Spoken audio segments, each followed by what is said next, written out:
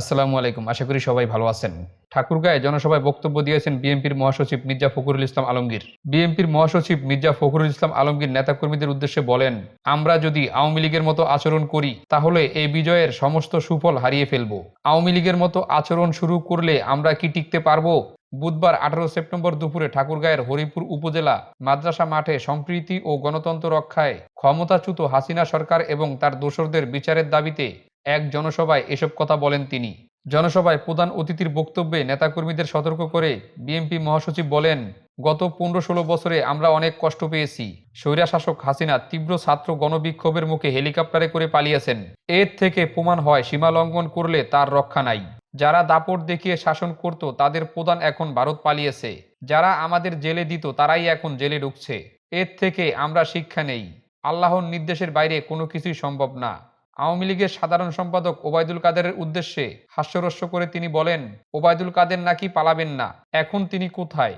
আসেন আমার বাসায় নাকি আশ্রয় নেবেন? মির্জা ফখরুল বলেন, আস্তে আস্তে স্বৈরাচারের নতুন নতুন অপকর্মের তথ্য ফাঁস হচ্ছে। ক্যান্টনমেন্টের ভেতরে আয়নাগর বানিয়ে ব্রিগেডিয়ার আজমিকে সেখানে রেখেছিল। ইলিয়াসের পরিবারের সদস্যরা কি করবেন তা তারা জানেন না। রুহের মাগফেরাত কামনা করবেন নাকি জীবিত ফেরার অপেক্ষা করবেন, কোনো কিছুই তারা বুঝে উঠতে পারছেন না। সাম্প্রদায়িক সম্প্রীতি রক্ষায় আহ্বান জানিয়ে মির্জা ফখরুল ইসলাম বলেন, হিন্দু সম্প্রদায়কে রক্ষা করা আমাদের দায়িত্ব, আমাদের আমানত। আমরা যেন তার খেয়ানত না করি। আমাদের জীবন দিয়ে হলেও আমরা আমানত রক্ষা করব। হিন্দু সম্প্রদায় যেন উৎসবমুখর পরিবেশে দুর্গাপূজা সম্পন্ন করতে পারে, সেটি অতন্দ্র প্রহরীর মতো উপস্থিত থেকে আমাদের নিশ্চিত করতে হবে। নেতাকর্মীদের উদ্দেশ্যে তিনি বলেন, বিএনপির চেয়ারপারসন খালেদা জিয়ার জন্য দোয়া করবেন। তারেক রহমান আমাদের সবাইকে ঐক্যবদ্ধ রেখেছেন, সফলভাবে নেতৃত্ব দিয়েছেন।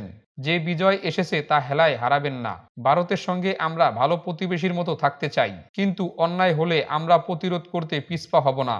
বিএনপির মহাসচিব এরপর বালিয়াডাঙ্গা রুহিয়ায় প্রাথমিক জনসভায় প্রধান অতিথি বক্তব্য দেওয়ার উদ্দেশ্যে হরিপুর সভাস্থল ত্যাগ করেন।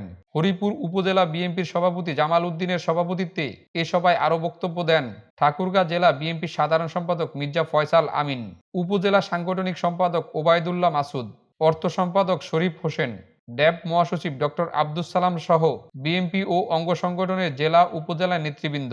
বিএনপির মহাসচিব কর্মীদের যে বার্তা দিয়েছেন সেটি আপনারা কিভাবে দেখছেন তা কমেন্ট করে জানাতে ভুলবেন না। সবাই ভালো থাকবেন, সুস্থ থাকবেন। দেখা হবে পরবর্তী ভিডিওতে। আল্লাহ হাফেজ।